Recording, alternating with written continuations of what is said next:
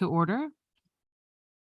Please note this meeting is being hosted through live stream on the city's website and by teleconference via Zoom. I would like to remind the Planning Commission to have their microphones turned on and positioned so the audience can hear you. Director King, may we have a roll call, please? Sure. Commissioner Booth, Present. Commissioner Hill, Here. Commissioner Worth. Here. Vice Chair Beamsterfer, Here. Chair Lemke. Present. Commissioner Booth, could you do the invocation and flag salute for us?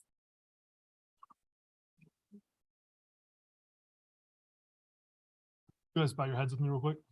Lord, I just pray that you bless this time, bless this council. I pray that you'd help us to make wise decisions, judicious decisions. I pray that you'd be with our community, help it to move forward. We thank you for everybody that's putting their hand to a better and brighter future in the name of Jesus. Amen.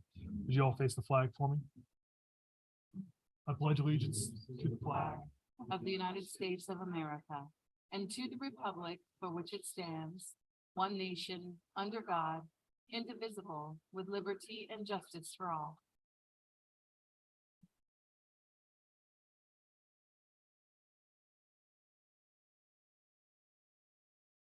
Item number 4 is approval of the minutes. Agenda item number 4A is the approval of minutes for August 16th, 2022. Does the commission have any corrections or changes for the minutes of August 16th? No. May I ask for a motion? I move that we approve minutes for Planning Commission August 16th. I'll second.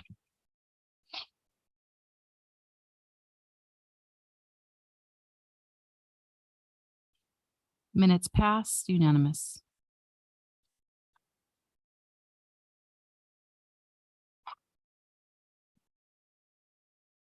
Number 5, public comment period for items not on the agenda. Are there any members of the public present that would like to comment on an item not on the agenda?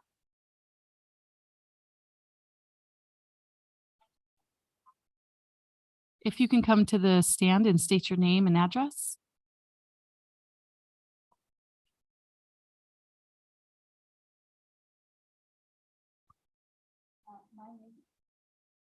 My name is Linda White, and my address is 1245 Chapter, California. I live in the Solera Diamond Valley complex off of Warren and Mustang. And recently, the city has made our community a little safer by installing some caution signs on an unmarked public crosswalk. So I just want to thank the city for their work and doing that for us. So that's, I would just like to thank you. Thank you for that. Help our residents slow down. Our world would be perfect. Thank you. Yes. Okay. But we're here about the behind that wall, the Pulte home, is that on? No, that's not on the agenda, right? Pulte Homes? I think she's referring to Pulte. Oh, Pulte. Sorry, yes. So, thank you. I don't know why that didn't click for me, sorry. Is there any members joining via teleconference or emails that we received? I did not receive any e-comments and I don't show anyone online requesting to speak. Thank you.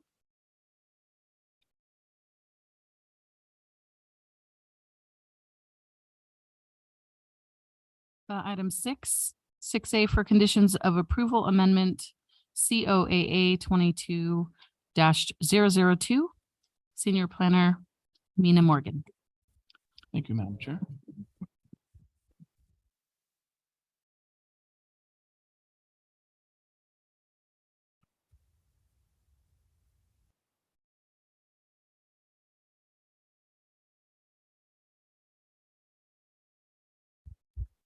Good evening, Madam Chair, members of the Planning Commission and the public.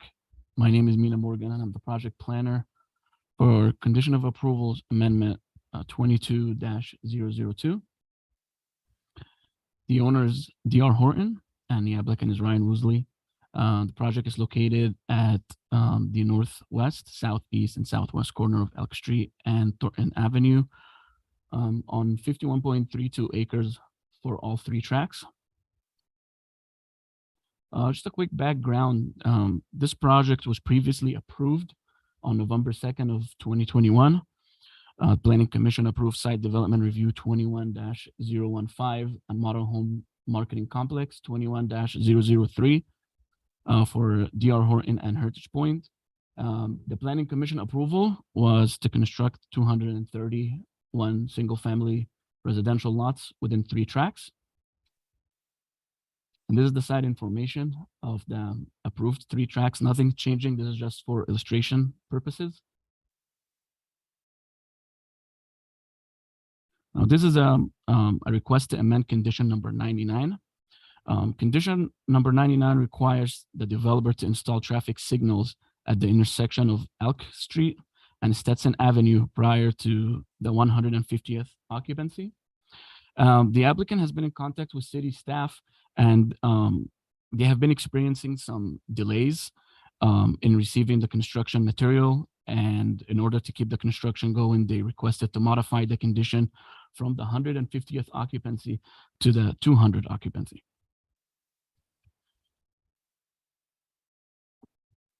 Now, this project, on September 8th, 2022, the city gave notice by advertising in the press enterprise and by mailing the property owners and tenants within 500 feet of this public hearing that's being held tonight.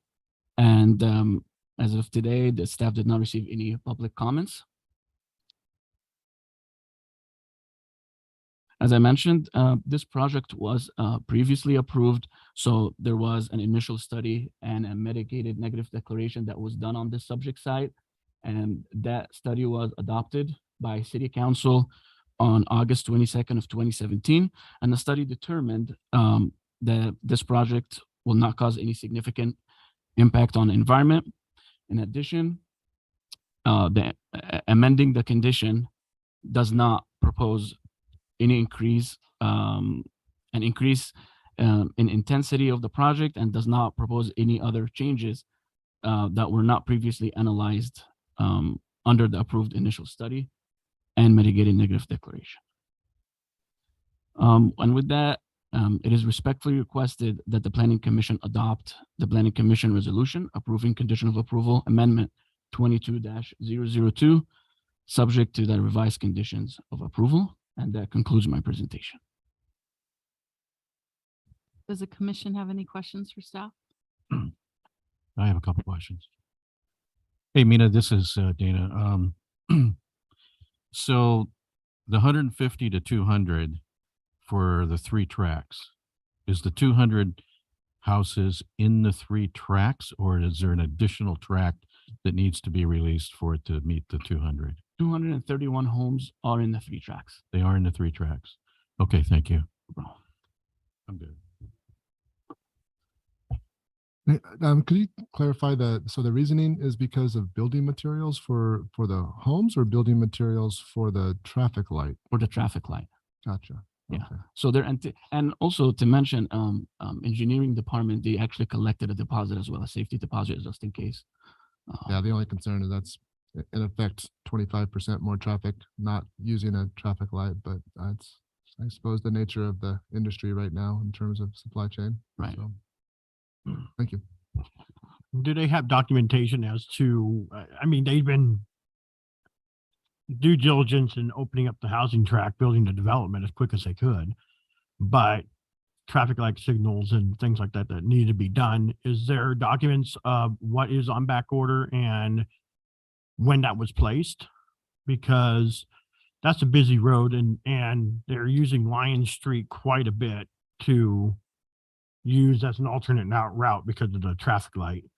And there's a lot of homes that are coming onto Elk Street and they're coming onto Elk Street to Stetson, and it's getting quite dangerous when they're trying to get out there coming on a busy road. And is there documentation of when those parts supplies were ordered? I don't have any documentation, but based off of my conversation with the applicant, they're expecting that all these parts to come in by September, by this month. And they're saying whenever they get anything, they get it installed as it comes. So they're anticipating to have it this month. And I would suspect that they're probably at 150 now. Yeah. Which is why they're wanting to extend it to the Otherwise, it's 200. gonna Yeah. stop the Yeah. construction. Yeah. Right. Yeah. That's understandable. Any other questions from the commission? Okay, we'll open the public hearing. Are there any members of the public present or online that would like to comment on this? Ms. Hernandez, were there any e-comments? No, Madam Chair, I did not receive any e-comments and I don't have anyone online. We'll close the public hearing.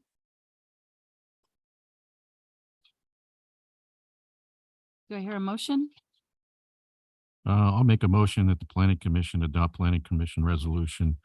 Attachment number 1, approving conditions of approval amendment COAA 22-002, subject to the revised conditions of approval, exhibit 1B.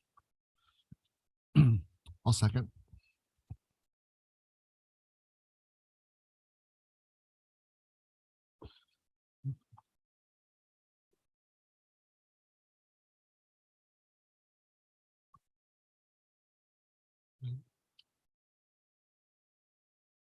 Beamsdorfer opposed. The rest are for the to pass. Sorry, passes with the majority. This is now we're on 6B. I think my packet was a little, so sorry for the confusion. We're on 6B now, correct? So- Site development review, SDR 22-007, Morgan Crossing and Model Home Market Complex, MHC 22-002.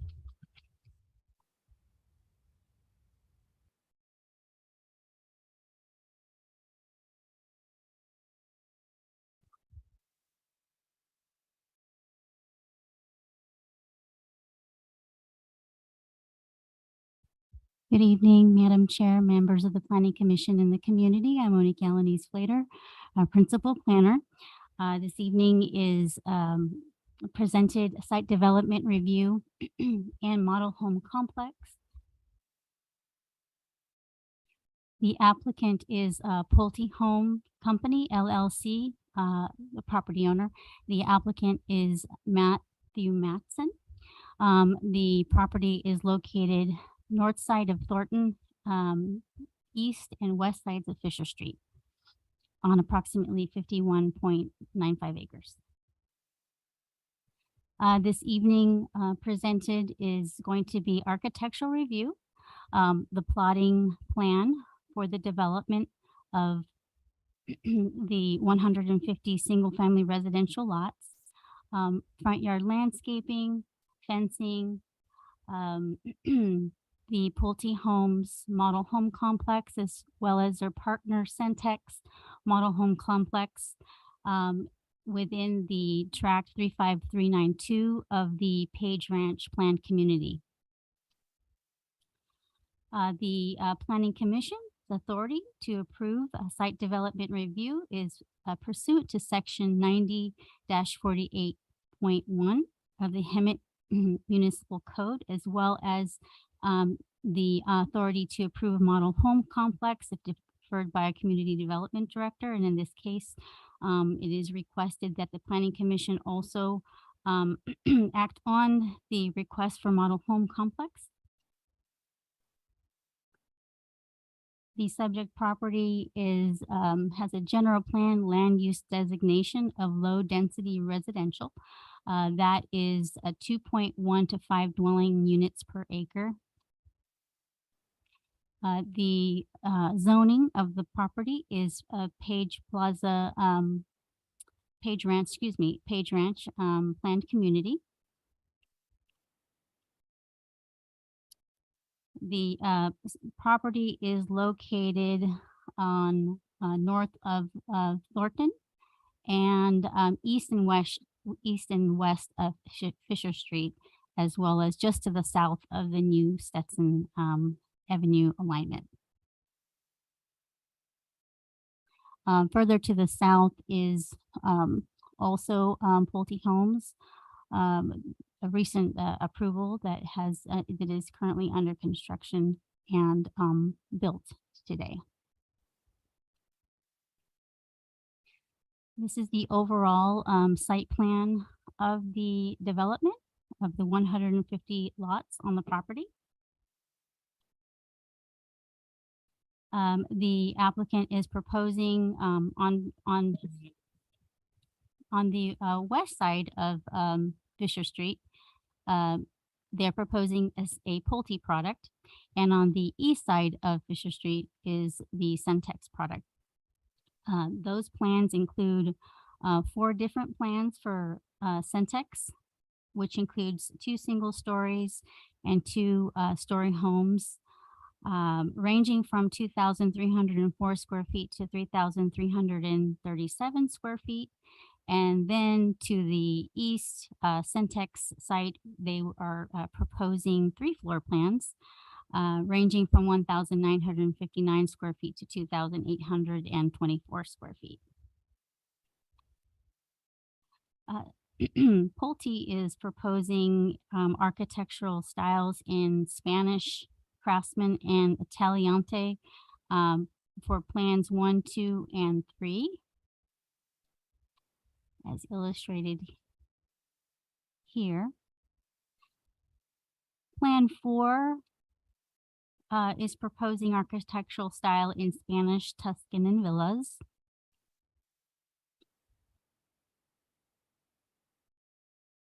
On the east side of Fisher Street is the Centex plan, plan 1, 2, and 3 in Spanish, Craftsman, and Prairie design.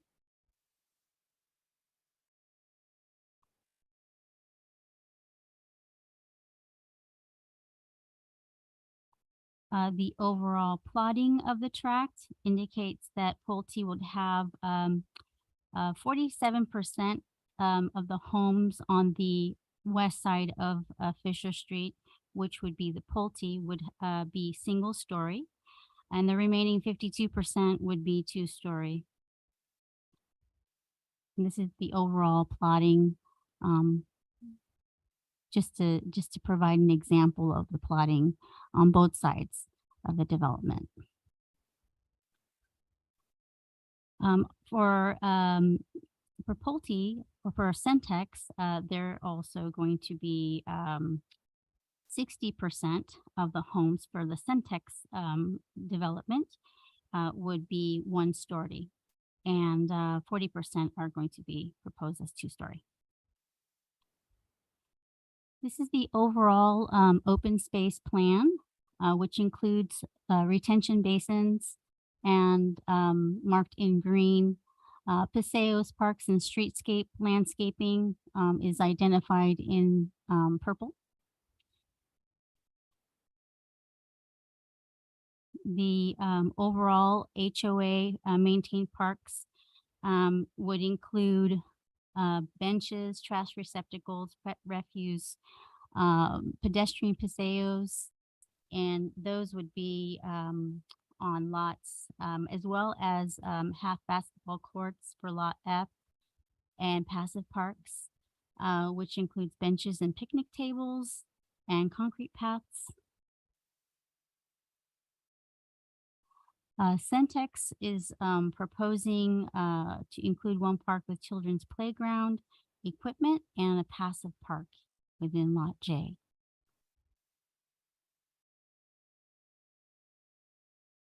The walls and fence design includes interior fencing consisting of 6-foot vinyl material and vinyl gates in color tan. Wall returns and corner at the end of street lots that will include 6-foot block, precision block walls with 2-foot accent bands of single-sided split face in gray and precision cap. Perimeter walls are also 6-foot block precision with accent bands and pilasters to break up the block wall at the corners of Fisher Street and Thornton, and on the west corner of Fisher Street and Stetson. A 5 to 6 foot tall tubular steel fence with swing gates is proposed around the perimeters of the retention basins. Also included in this proposal is entry monumentation.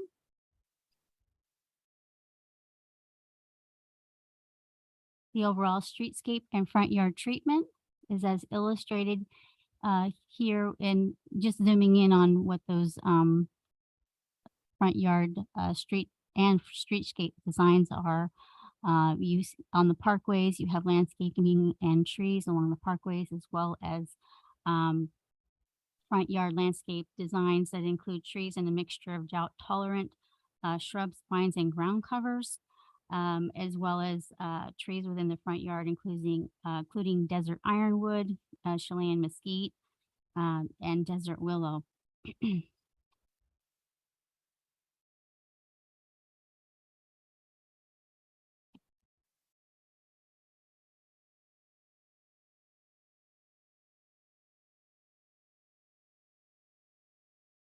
The application also includes a request for approval of the model home complex sites, one on the west side of the development for Pulte, and the east side would be devoted to Centex. The model home complex for Centex would be on lots 38, 39, and 40 of the development. And for the Centex site would be lots 21, 121, and 122, which includes parking for the public. Proposed signage at this location is directional and wayfinding signage. In conclusion, the project does comply with the required development standards for the planned community, Page Ranch planned community, as well as the design guidelines for the city, as well as consistent with the city's general plan designation of low density residential, 2.1 to 5 dwelling units per acre.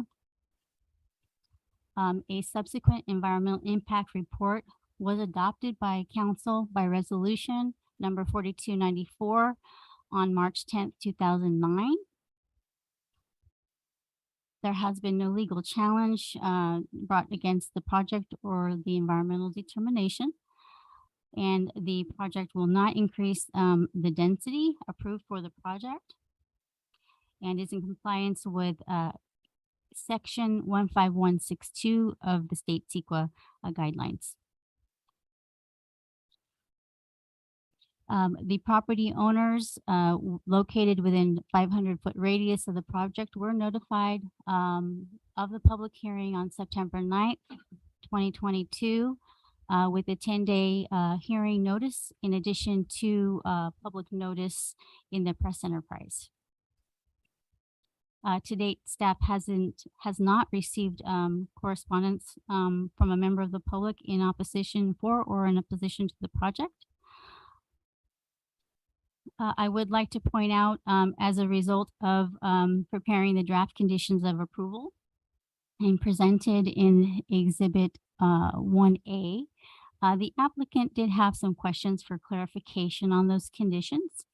And as provided in your memorandum this evening, I would just like to point out that it is recommended that the Planning Commission approve the project with amended conditions number 12, 16, 19, and a clarifying note. And that is based on the applicant's desire to clarify, one, that the proposed construction material for the walls would be approved as split face precision.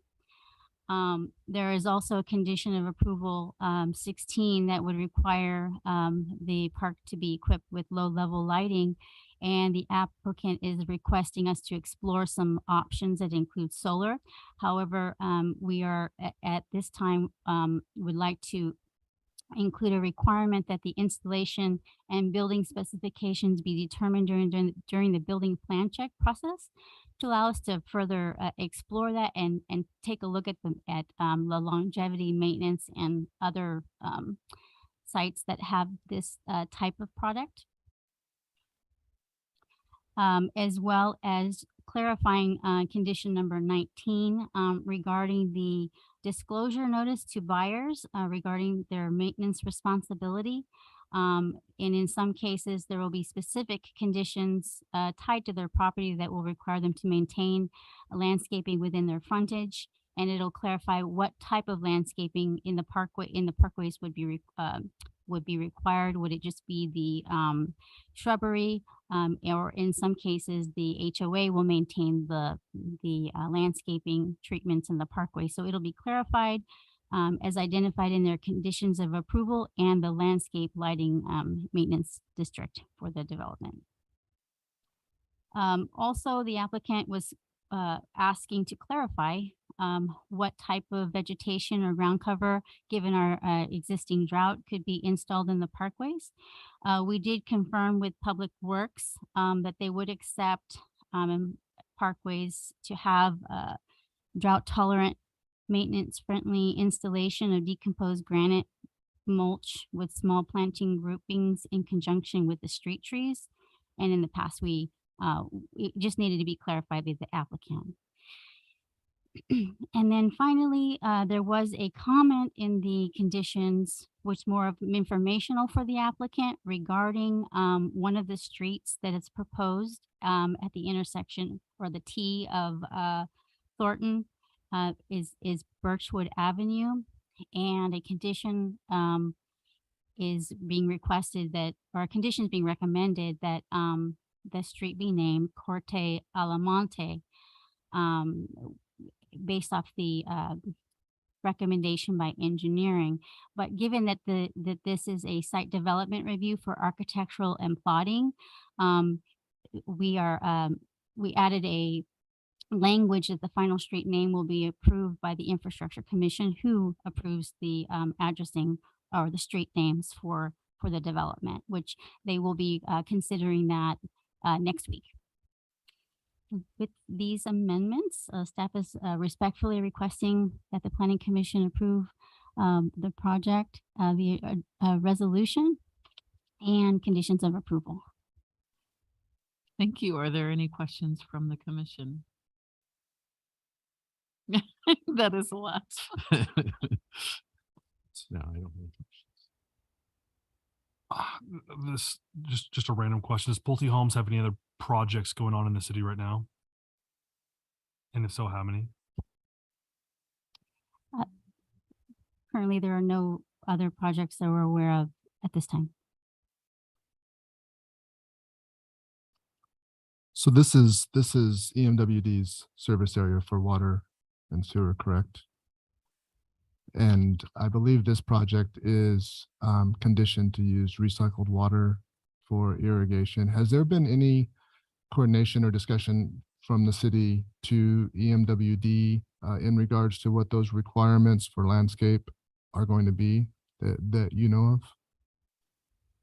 Because there's a lot of things on this amendment or this memo that I guess, I mean, my question is going to be for the applicant, most likely, and how this correlates with the recycled water use exhibit and those things. But I'm just wondering if there's if there's coordination from the city staff, when these types of things are being discussed when it's a EMWD project.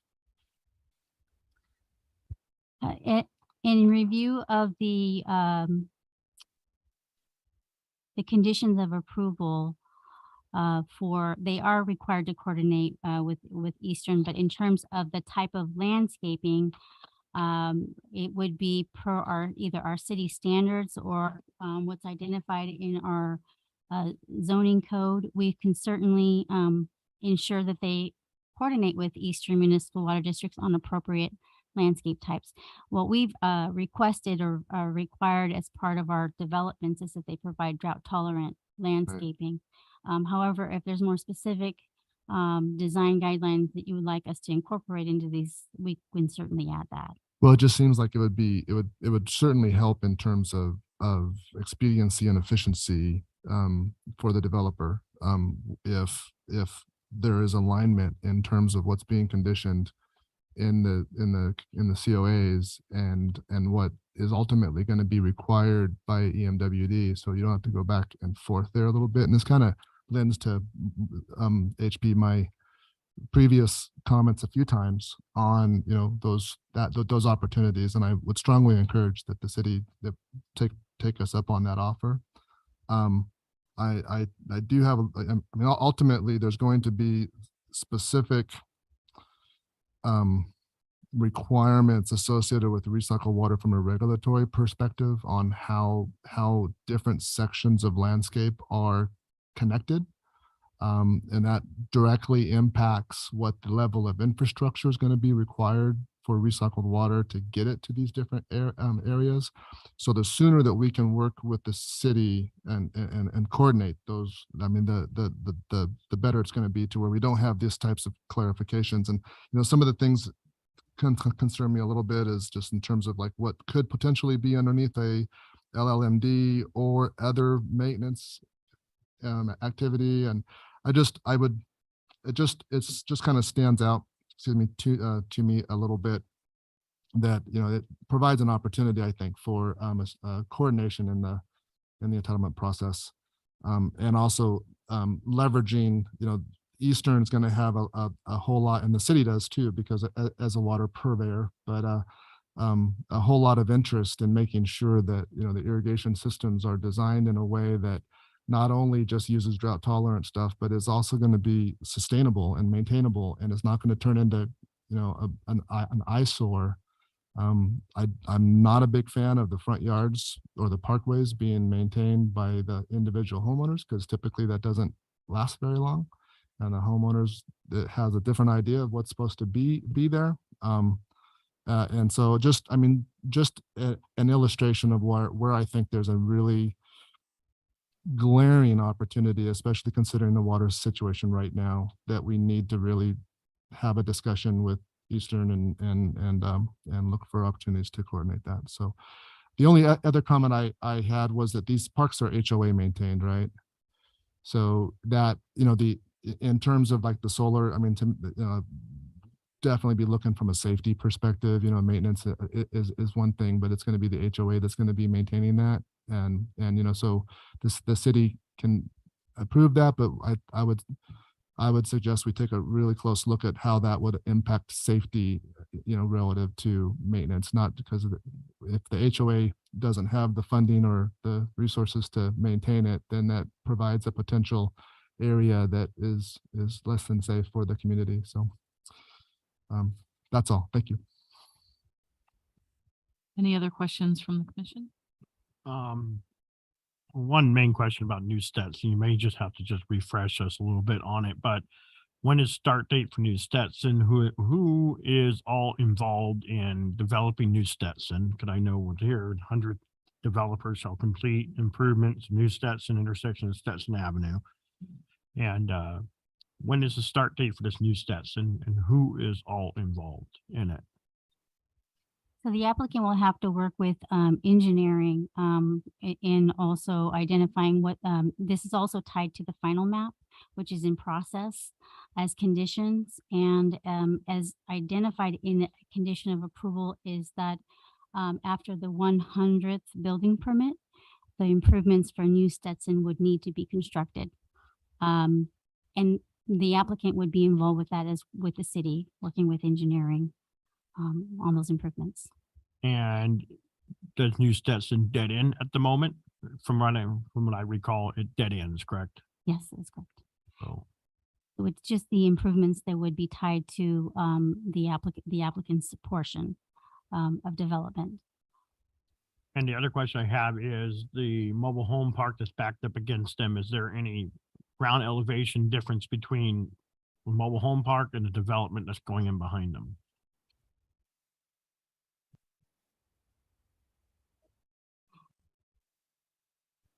I'd like to defer that question to Director. Yes, Commissioner, there are elevation difference between the proposed project on Centex side with the existing mobile home. The elevation difference, I don't know the exact height of it, but we're somewhere in the 10 to 12 feet. difference on the farther north side. And then as it comes south, it gets down to about 2 feet or so. So there's a quite a bit of difference between the north section and the southern section. The northern section, which will encompass 6 of the lots on the far north side, those will have a combination of retaining wall as well as a garden wall all the way to the edge. The horizontal or the east and west wall and the north and south wall on the west side, those will actually have a slight buffer between the proposed project and the existing RV park. How many of them are 2 stories that are against Yeah. the higher elevation part of it? Winnie, can you go back to the plotting map?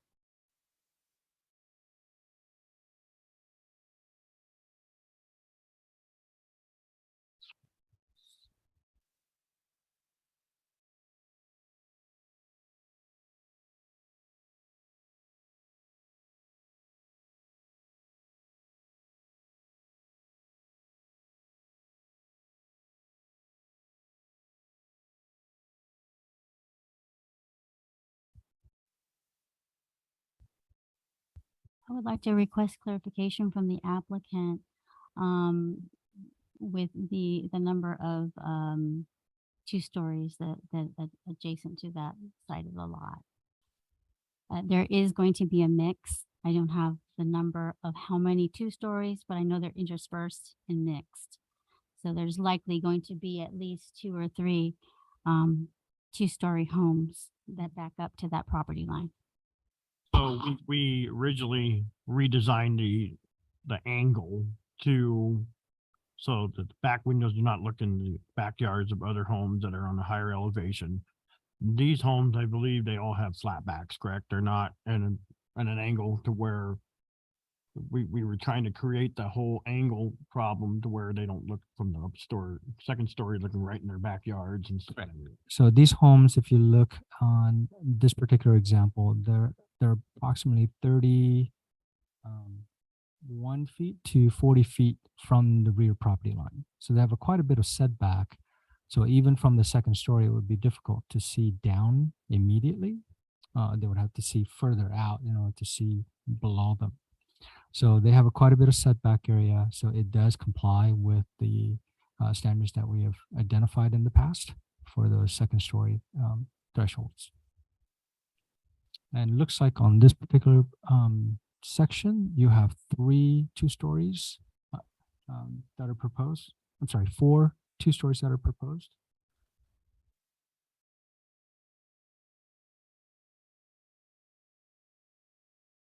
But there are 6 lots that face directly to the eastern property line, and only 4 of those are 2 story. So the corner line, if you're looking at it, actually falls on the east and west property line, not the north and south property line. So you have the very top one, which is a 2 story. Then the next one down will be a single story. Next one will be 2 story. Next one will be single story, and next 2 are 2 stories. Correct. Yeah. So this will be a 2 story. Sorry. Single, 2, single, 2, 2, single. And then all of these guys will be 2 stories, single, 2 story.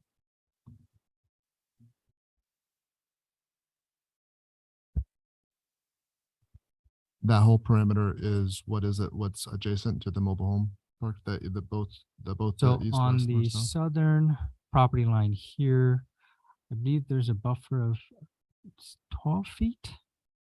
Oh,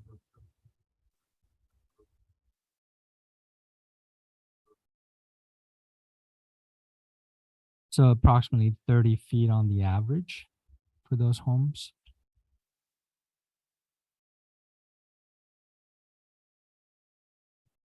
Any other questions from the commission? No. We'll open the public hearing. Are there any members of the public present that would like to speak?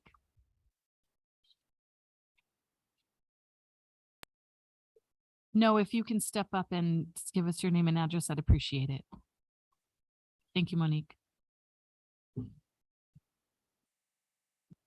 My name is Pamela Atkinson. I am on the board of the HOA in Mountain Shadows, which is the one that you're talking to. That is the resort behind this. There is great concern.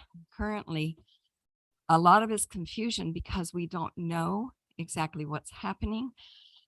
This kind gentleman did come and speak with us one day, and that was very helpful. But the questions we have, like currently my home, I'm literally, my back wall is exactly the same level as the dirt right there. There is a ditch and then there's the dirt and it's level with my back wall. So this situation to me appears that they're going to be sitting right on top of us. But our other concerns, I have questions that, not to challenge a bunch of things, but needing some information for our members within the resort, because we don't know when we're getting the wall. We've already had some drainage issues, etc. And if I should save that to speak with him and this lady after I can do that, or if it should be addressed now. This is new to me, so kind of help me out here if you could. Okay. Can we get a little direction from you, HP? Yes, we could always have a discussion with the developer and have a secondary and figure out the timing of when the wall is going to be constructed. But far as generally what happens is that they will construct a wall first, perimeter wall first, before they start on the homes. And that we understood from our gentleman here. We were just very concerned because it looked like everything had stopped and we haven't had a chance to talk to anybody. Didn't know, with the marketing being what it is, things have kind of slowed down. Were they going to go ahead with the building? We just have a lot of questions that haven't been answered. I didn't quite understand what this meeting was like tonight. I kind of thought it was going to be our gentleman here that came to our resort before and talked with us. So I'm not sure I'm doing this the right way, but we do need some other answers, because when we had this deluge of rain recently, we've got some real problems. The ditch in the back and nowhere for our water to go, etc. So what are some of your questions? Mainly, the biggest question is scheduling. We need somebody to tell us, so that as the board, I can go back and explain to our members what it's looking like, because with the situation we just had with the rain, it caused a lot of problems within the park. The other question is, because we weren't sure if this was going forward, now that the dirt is so high, the issue of wind is bringing it right into our homes, not just into the backyard and to the cars, but through our windows. Did you say wind? Yeah, the dirt, because Okay. it's right at our back windows. Yeah. And like I said, I don't come to complain. I've come to ask questions and help, because we're very concerned at this point, because we didn't know if they had quit the project altogether. Were they coming back? Were we still going to get the wall? Is the V ditch going to be done? How soon? Okay, you can complain. Yeah. But we Okay. just want to know what the questions are that you have. Well, those that I just listed. Okay, thank you. So this is a public hearing. So this is great. And the applicant's going to have an opportunity to come up and answer some of those questions. And then ultimately what's before the commission is approval of what's been presented by staff. But I'm sure that on behalf of at least myself, I'm interested to hear some of the answers to the questions that you had. So Okay. we'll have an opportunity, I'm sure. Okay. Thank you. Thank you very much. Commissioners, just to add slight information to that, generally the final map has to be recorded prior to grading and getting those homes constructed. So as the principal planner has explained, they're working on getting the final map finalized and get it recorded. So once that occurs, then they could pull the building permits to actually start the construction. Okay. And then we had one more person. If you could come up and give us your name and address, we'd appreciate that.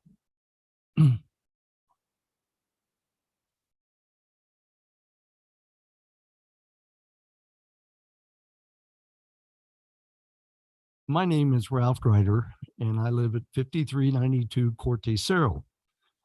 I'm in Solera Diamond.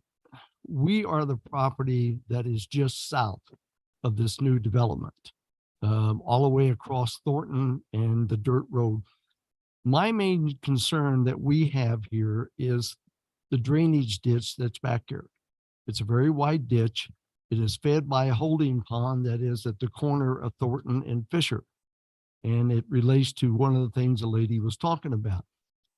My main concern is that obviously this new property is going to feed into this drainage ditch also, as well as our property at 2 or 3 different locations that fits into this drainage ditch. My concern is this drainage ditch, when we have a downpour like we just had here a week or so ago, that ditch fills up very quickly. Now it feeds into another main ditch, but the problem is this ditch can be at a pretty good elevation of water that's flowing at a pretty good speed in a very short period of time. My question to the planning commission that they need to look at is, are you considering taking that drainage ditch and fencing it in, or possibly putting down concrete like you have done on Stetson as you go down Stetson from the west side to the east side? This being single family housing, you're going to have young kids, a river of water, it just leads to disaster. And so I think that's something, as they go through with this development, you need to take a look about what you can or cannot do with that drainage ditch back here. And my question to the developer is, when will this start up again?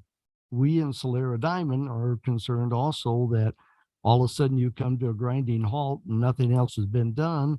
And we've had the same problem that this young lady has had, in the respect that the blowing dirt, my house is right up against the north wall of the community, which basically I look over my wall and I see your community. So, you know, we're hoping that you're going to start construction pretty soon or do something that can keep the dirt down. Thank you for your time. Thank you. So I just wanted to just let the commissioner know there are 2 different issues here. One is this is a site development review and model home complex. And some of the issues that are being raised are more related to the track map itself. So we just need to be kind of cautious of the discussion because the track map is not under your review for tonight. So such as the item of drainage ditch, yes, they will address that, but it's more on the track map side, the final map side of it, and not necessarily on the site development review and the model home complex side of it.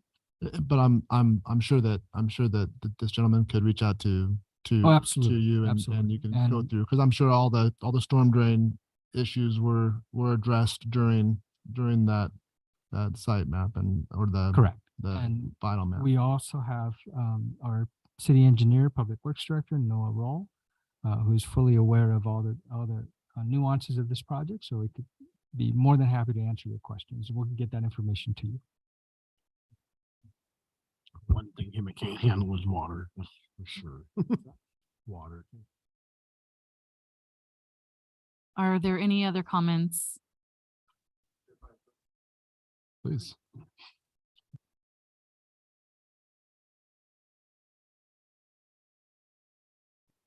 Madam Chair, Commissioners, my name is Matthew Matson with Pulte Homes. I represent this development that we're here tonight for, and answering some of the questions that the public has. I have reached out, and as the lady had mentioned, I went to speak in front of everybody that attended their HOA board meeting. I have constant communication with Gregory Morris. He is the general manager of Mountain Shadows RV Resort and HOA. He sent me pictures when we did have that flood. I don't know, we got an inch and a half in 20 minutes. And as you can imagine, everything was flooded. A lot of the streets in Hemet, they're sheet flow until they find a storm drain structure or basin to go into. I saw pictures of their resort, how they were flooded. My own project, it was flooded, and it did drain as it was supposed to. as it was designed, into the Hemet Channel, and off of Thornton and the basin that the gentleman spoke of.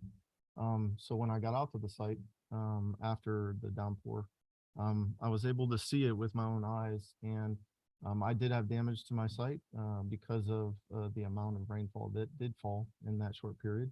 But everything looked as if it had worked the way that it was supposed to work. In addressing the comment about dust, I apologize if they experienced any negativity about the site. The only dust that I know of that did leave the site was when we did have the big dozers out there pushing things around, trying to get the pads to where they're supposed to be. But as soon as those pads were rough graded and certified, we put down a spray tackifier, and it acts as like a binder with the dirt, so that when you do get any wind events, water, it tends to flow off of the pads, not disturb the pads. It keeps the dust to a minimum as much as we can. Now, it still is dirt out there, but the tackifier does the best that the industry has out there right now to keep things down. Let's see. Can I ask you a quick question? Yes, ma'am. So you said that with the rain that we got, and it was a lot for a little bit, but it was a lot, right? So it made the impact, and you just said that there was damage. Is there something that we can do preventatively for future rains so that, or do you think that's just something you're gonna have to deal with in your new homeowners? And Well, the storm drain structure and the sheet flow, the way that it's designed by our engineers to flow off site and go into the Hemet Channel and certain storm drain structures, that's what it's designed to do, and that's what it will do. Once the things are eventually there. In the meantime, we have put down the spray tackifier. I've been out on site with my construction manager, asking him to deploy some sandbags and visqueen, so there isn't as much potential for dirt to run off of the site. From what I've seen, the site was pretty self-contained. There is a storm drain structure that comes out of the northeast corner of the trailer or the RV resort that we have to connect into, that will allow more of those flows to leave their property and our property and go into the Hemet Channel. So those are some of the improvements that we're looking to do here in the near future. thank you. Speaking to timing, the reason that it's been sitting and why people are anxious is because mainly we're waiting on EMWD to approve our plans. They have our sewer, water, and recycled water plans in plan check right now. It's in second plan check, and the engineer said that everything is looking pretty good. We anticipate a third plan check that will be very minor items. So I would anticipate at least another month and a half until we are asked to provide Mylars to have approval of those plans. And as soon as we have those plans, then we'll be out there installing those facilities. So those houses in question that are near that south wall, next to the complexes that these people are talking about, all have the tackifier down on the dirt. So you're not anticipating any more dirt flying into their complex? That was a surprise to me because I haven't gotten any notice other than when we were physically out there grading from the general manager of the RV resort.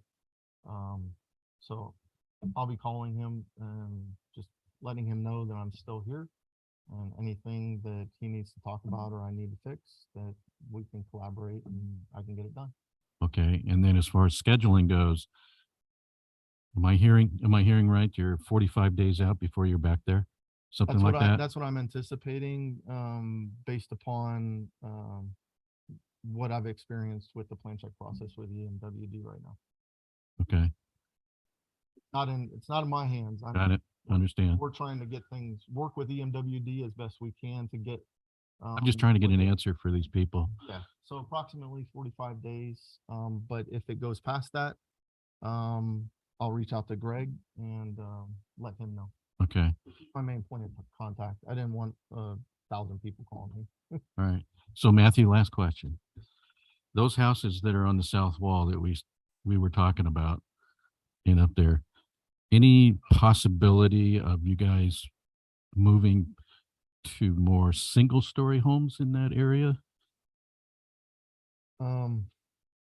This is when we get to a project and we look at all types of mixes and how does that work with our performa to try to generate revenue for the community. Right. This is how we came up with our design. Yeah.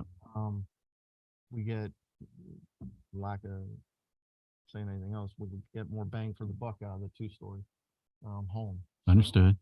that's why we'd like to plot more two-story homes in some instances.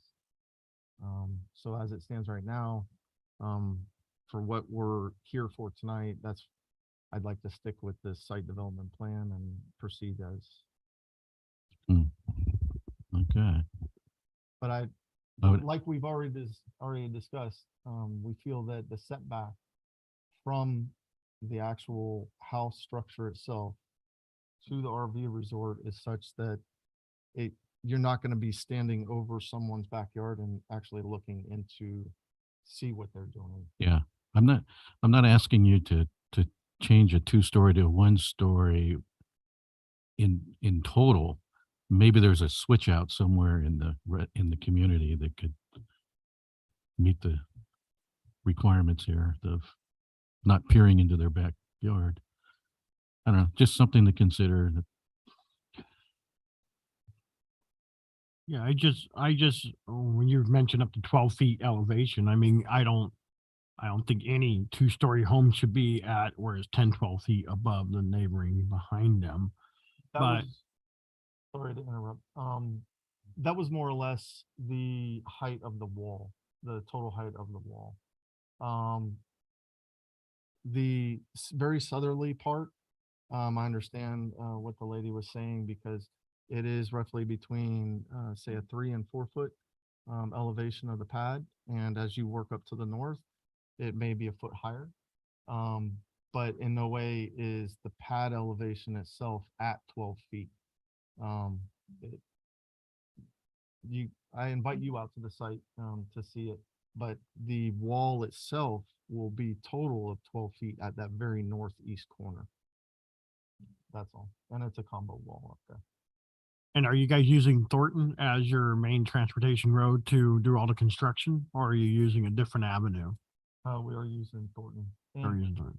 And is Mountain Shadows, I'm not sure if Mountain Shadow, is it foundation built mobile homes or are they above ground?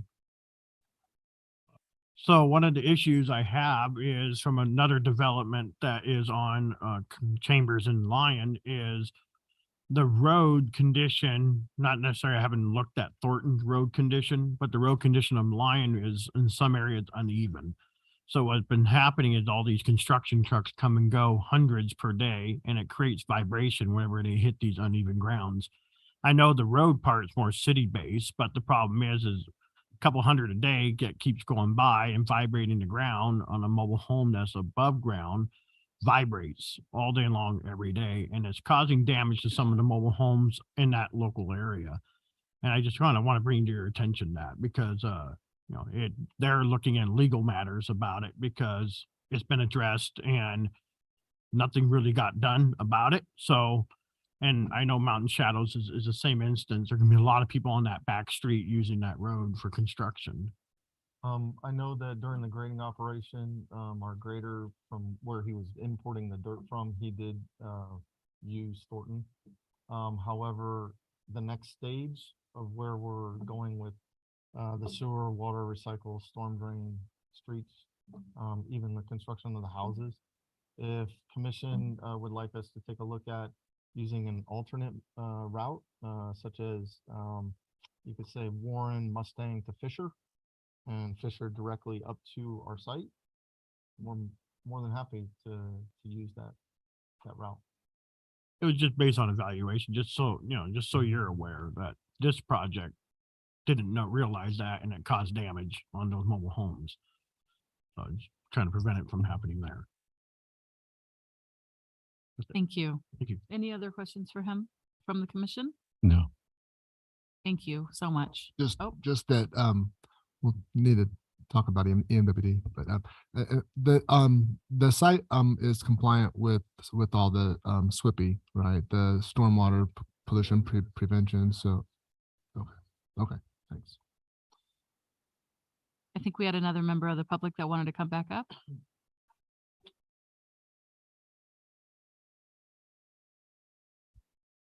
There's a microphone that records it for people that are watching on Zoom. That's okay. Fair to Matthew. I don't remember the term you used for the stuff that holds the dirt. It has been greatly helpful. So I did not want to leave it as though we're getting tons of dirt at this point.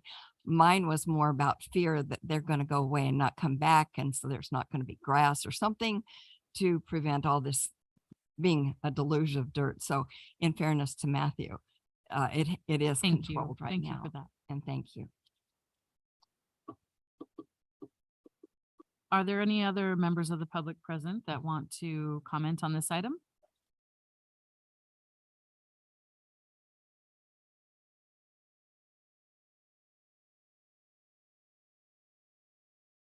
My name's William Yesford, and I'm a board member in the park. Now, I don't know if he's been in the back of our walls. We have a ditch. We had running water going through there. Now, our walls are 11 inches with all the water washing the dirt out of the ditch. You can see the bottom of our walls. And if somebody was to go against there, that wall would fall. There has to be something done with the walls. Okay. This is the wall within your complex? Yeah, it's on I think that's the west outside. side and the north side. Yeah, I'm sorry. I but mean, think the that's- water just tore it up. Yeah, that's on it. outside the purview of this item. Sorry about that. Okay. And I think the two-story houses oughtn't to be behind them walls at all. The two-story house is what? Shouldn't be built behind the walls because they'll be looking right in our park, down every street. Well, we Okay. did as a commission, make some adjustments. I mean, he to says make it's sure, 30 so, feet from the wall, but that's high. They're gonna be high Yeah, and they're gonna be looking. thank you. Thank you for your comments. Are there any other members of the public that would like to comment? Is there anyone on Zoom or online or emails?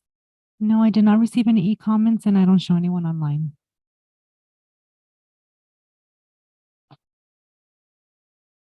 With that, we will close this public hearing. And do I hear a motion with? Well, I'd like to discuss this a little Okay, bit. okay. Go ahead. Go ahead, John. I guess just in regards to the questions that are going to be directed to either the city engineer, is that channel, is that maintained by the city? Is that that's the Hemet channel? Is that Are you talking about the channel to the north? well, that's in between. So the one that's adjacent, the one that, from what I understand, there's a channel that's on the north side of the RV resort, south side of the new development that runs to the west into a basin. Do I have that right? That's kind of what I kind of understand from the discussion.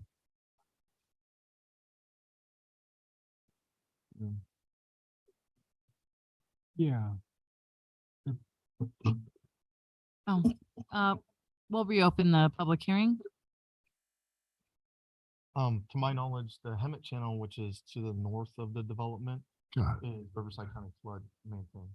And I have to get an encroachment permit for us to install our storm drain structure into that, so the flows can go into that structure. Right. The one to the south on Thornton that runs east and west, to my knowledge, that's maintained by the city. Okay, thank you. That's, yeah. So, but your project, does your project have any improvements conditioned for that channel? For the southerly one? Yes. Yes, there is a basin, it's a basin all the way to the far west. And I believe our storm drain, ties into that. Okay. That's the one I was. Gotcha. But the channel section that is being discussed is not, We have is, no gotcha, improvements. gotcha. Upgrade it or. Yeah, right. Okay, great. Thank you. That answered my question. So I guess the point is that that's probably something that, as a city, we need to probably take a look at that. If that's our responsibility for maintenance and it's eroding to a point where it's undermining the foundation of that wall, then that's a liability that we should be looking at, or at least, get with the city engineer on. I guess that's really my only, hopefully it goes quick and we get this construction going as quickly as possible. I don't have any comments in regards to these changes to the conditions of approval, just with the caveat that there's maybe some slight changes, modifications based on the final EMWD approvals for how those irrigation systems are laid out. So that's all. You good? Hmm? So my comment here is that, when are we going to start looking at community planning holistically? I'm appreciative of the fact that these neighboring areas to these complexes are down below, and you got 2-story homes looking in their backyard. I mean, is it something that staff can do from now on to look at this holistically and kind of avoid these kind of situations when we get tract home plans presented to us, and take a look at the surrounding areas and see what the impact is? And because this is, I just can't believe that you can't do any kind of trade-off within the 150 single family homes to plan this a little better as far as a community goes. So I don't know if you have any comment on that, but that's my concern. Sure, Commissioner Hill, that's a very valid point, and that's why we have taken an ordinance to the council that addresses those concerns, and to provide some direction and guideline to the builders of how they can orient their 2-story buildings and where they place their windows so it doesn't look directly down into the neighboring properties. The city here, as well as all the other cities in California, does allow for a 2-story construction, and that is part of having a subdivision, and it gives them the opportunity to build a 1-story as well as a 2-story construction.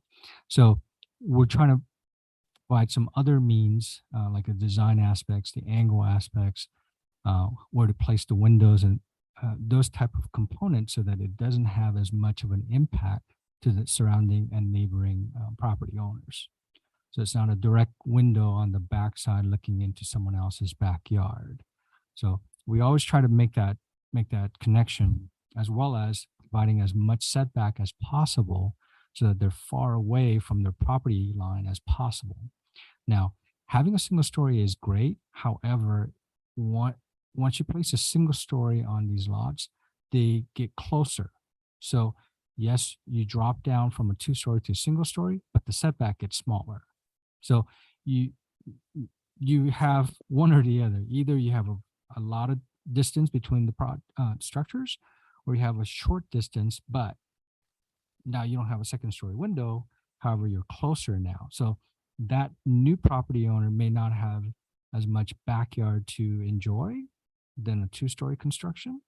So there's a lot of trade-off back and forth. And 2 is that as a planner, we like to see the streetscape with a variety of construction. Yeah. Not have all 1-story or not have all 2-story. So these are some of the plottings that we make sure that gets achieved, and providing a great street atmosphere that changes as you're driving down versus having a definite cookie cutter after cookie cutter after cookie cutter of the same houses, just with different colors. So we try to provide that variety of streetscape. So there's a lot of components that goes into planning out a tract.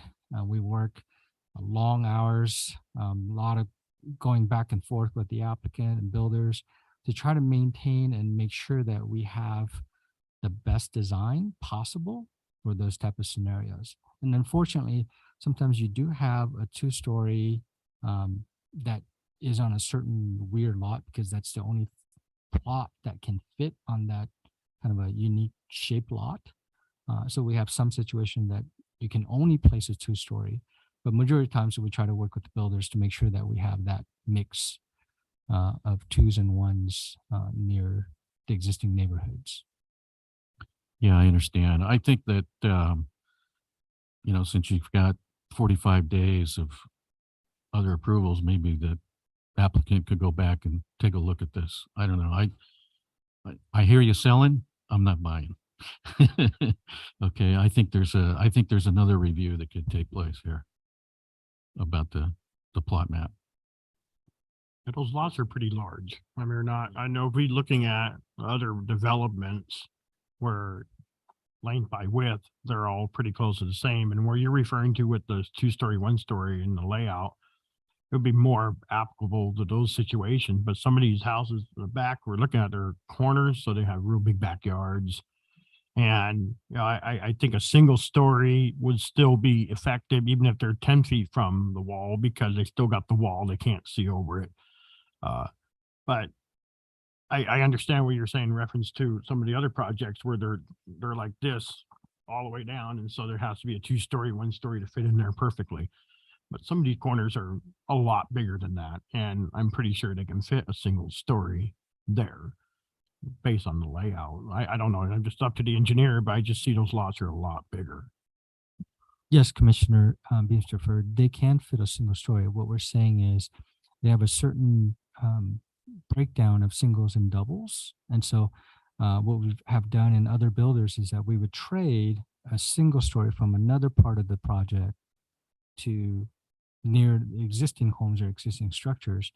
But what happens in that situation is that new area will now have all two stories, 4, 5, 6 in a row, which then it solves one problem, but it creates another problem, which is you have now 6 or 7 double story right next to each other, where you should have some mixture of that as you're driving down the street. So yes, it can work, but you're creating now a different kind of a problem. And you may end up with a 2-story on a corner next to another 2-story next to a corner. So it may create more of a like a tunnel scenario in a new development, which will solve a problem for the existing and new, but the new development may have a new problem that you're creating. So, but new development is mixed. So first single and second story, they're adjacent to. no, what the I'm rest. saying is once you trade the okay. 2-story with 1-story, then they would have to put that 2-story somewhere else in that same development to stay within that mix that they're looking for. Well, I don't know. Even if you eliminate 1 or 2, that's a win. Yeah, My but then you opinion. have to add it. So I mean, it's kind of redundant. So shall I close the? I have one more question, and it might be a dumb question, but I'm new, so I feel like you get your opportunity to ask dumb questions when you're new. So pardon me if this. Yeah, nice. So, HP, is there a reason? Is there code? Is there something I'm not aware of that that the developer couldn't add a foot or 2 to that wall to make it it's just not possible to peer over? I've been to housing developments where there's all types of walls. There's short walls, there's tall walls. I just don't know. Is that a possibility? Because instead of switching out hundreds of thousands of dollars worth of plans to put a 1-story where a 2-story was out and do all that, is there a possibility that we could add a foot or 2 to the daggum wall and make it Is that, I mean, if it's a stupid question, just tell me. I'm totally down, but. It's definitely not a stupid question. Okay. And this is your one. No. just kidding. Nice. Our current city code allows a wall to be constructed up to 6 feet. So that is your maximum height of your Yeah, garden wall or interior wall. So if you want to add to that, then you have to go through a different scenario. It has to be a security issue and things of that sort. Two is that by adding another course or two, the second story is not going to have that much of an effect by adding a 16 inches additional height to the wall for a second story. Say that again, I understand. So if existing wall is 6 feet, and then if you add two courses of block, that Yeah. gets you about 16 additional inches of height increase. But if you're from a second story looking down, that 16 Doesn't inches do is not anything. going to do much of an effect. What does make a difference is landscaping. So when these homeowners purchase these homes and they go in, they start landscaping, putting trees and so on, that will do a great impact to the visual block. And also it'll beautify their backyard and so on. So right now we're looking at it as just a plain site with a house and a wall. But in the future, all the homeowners will start planting trees. Not all, I would say, majority of them would plant trees and so on to enhance their landscaping. So that will help visually to block those barriers. Yeah, it'd be awesome. It'd be awesome to like optimize it for both, like to put trees in. Go ahead. Well, I'm sorry, 1 second. Yeah, can I get you to come up to the microphone? Thank you. It is open. Sorry, it escaped my mind, but during one of my meetings with city staff, and to answer your question, we are planning on planting trees behind this area that will have a nice canopy.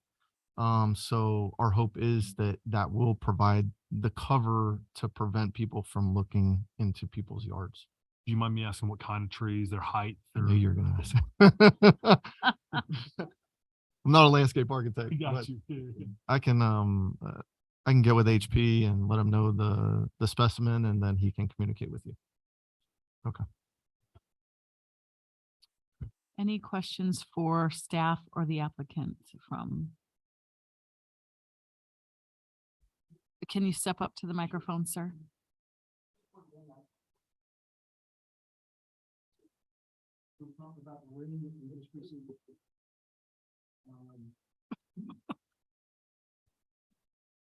Valentine's Day 2019, we received approximately 4 inches of rain in the 24-hour time period. I have 4 pictures here that will reflect what it will do to that canal, that drainage ditch, and the large holding pond at Fisher and Thornton. And to say they are full and significant, and to say that some of the streets in our community was flooded is kind of putting it mildly. I would love to send this to one of you or all of you so you can see what it will look like. Now, they call it the 100-year storm. You hear that all the time, but again, it's something I think you should take a look at and take in consideration of what you may have to do to that ditch, because at this time, it was only Mountain Shadows, the community to the south of them and us, that was feeding into this main holding area and this ditch. And now we're going to have another brand new community that's going to be feeding into it also. So it is a concern. So I'd love to send it to you. Okay, HP, can he send them to you?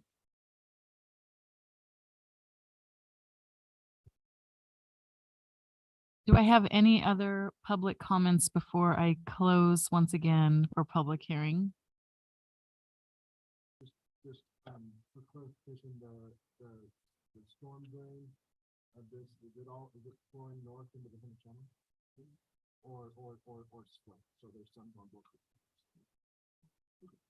Yeah, no more. No more questions. Okay, I'm gonna close the public hearing.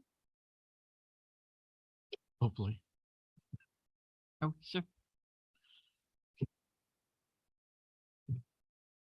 Okay. No, If yes. if I may, before the commission jumps into discussion, remind the commission that this is a housing development that complies with the city's objective standards. So it is protected by the Housing Accountability Act. So if you were to deny the project, you'd have to make special findings that the project would create a specific adverse impact on public health and safety. Additional showing that you would have to make. My only comments are really more focused on the city's opportunities here, you know, with that channel and stuff, so not with the project personally. But when we do take a motion, they have to make note of the amendments. So please take that into consideration. I'm not trying to close you guys off for conversation, just wanted to remind you that. Was there any other discussion or comments on the item?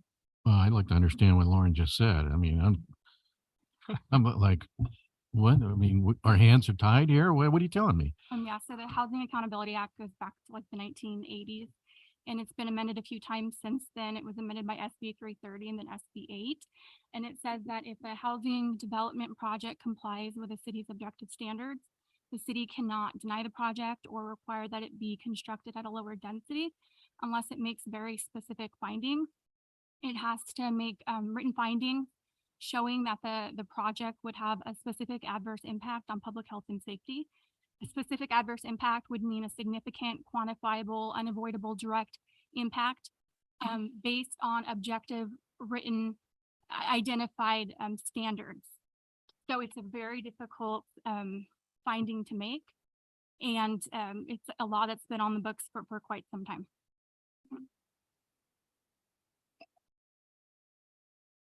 It's a public hearing, but it's within the confines of the law. Amen. Any other comments, sir? No, I think you heard from me. May I ask for a motion?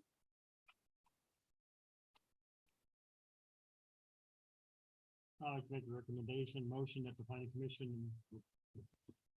I'd like to make a motion, the planning commission adopt planning commission resolution approving site SDR 22-007 for Morgan Crossing and associated model home complex MHC 22-002 as illustrated in the development plans shown in attachment number 1, exhibit 1B through 1G, and subject to conditions approval, as well as the updated revised moratorium in reference to the water. Correct. Conditions of approval. Conditions of approval. I'll second.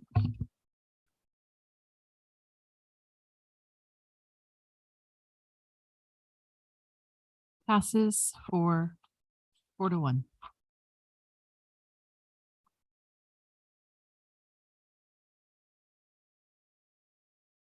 Department reports.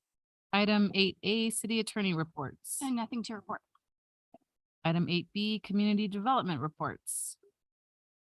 I'd like to report that starting this Monday or this week, the City Hall is open Monday through Friday. However, Mondays and Fridays are half staffed. But we are open, so there are more opportunities for residents and builders to come in and Very cool. have that. So that's all I have. Excellent. Item 8C, future item agendas. So Commissioners, we've been talking about this container commercial city, so we'll bring that workshop back to you. So we'll have a good, robust discussion. We have Montego Bay Apartments coming to you, traffic impact analysis for SECO and VMT, the general plan amendment, and Rally's Restaurant and Drive-Through. That will be an interesting one. And we have other projects that we're working on, but because we have several staff members that are out due to different reasons, we've been slowed down a little bit, but we'll try to bring everything back to you so that you have a great end of the year celebration of all the projects that you need. Wonderful. Item 8D, Planning Commissioner reports.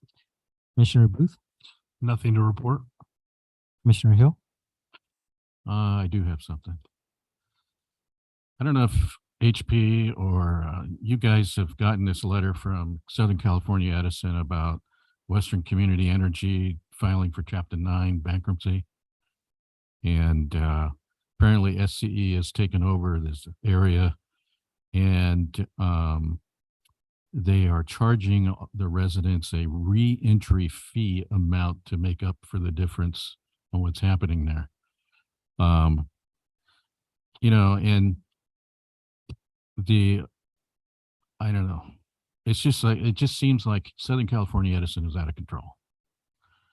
And the rates they're charging are crazy. I don't know if you guys are experiencing it in the city itself. Is there anything that can be done as a city to lobby with Southern California Edison, or any impact at all? I mean, the rates are going crazy. I've got a $1,600 monthly bill this month. I had a $1,300 one last month, a $1,200 one the month before that, $970 one before that. I mean, this is just getting crazy. What is there anything at all that the city can do? City is currently requiring all new developments to have solar panels on the home, so that would kind of supplement some of the power usage and power rates. The city itself doesn't have anything, and Lauren can jump in to address what another agency, a quasi agency, is doing on the rates itself. Offhand, I couldn't think of any mechanism we would have available to address that, but we could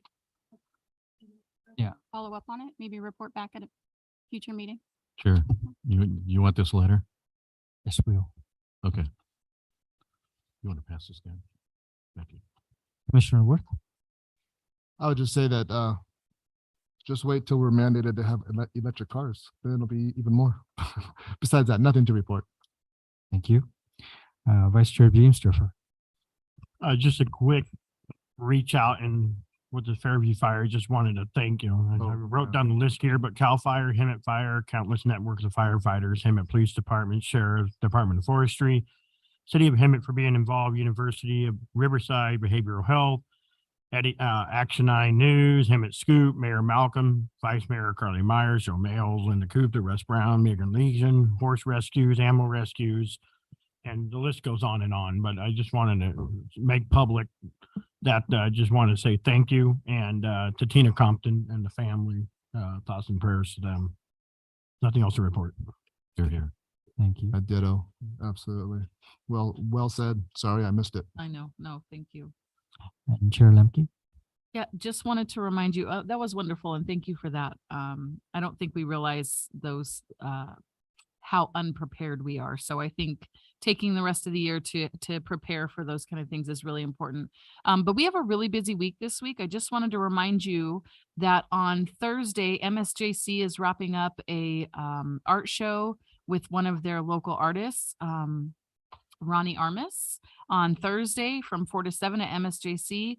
On Friday, we have the Mayor's Ball, and it is the first time that Hemet and San Jacinto are combining to do Stronger Together Mayor's Ball at Saboba. We do have tickets for you at the Chamber if you're interested.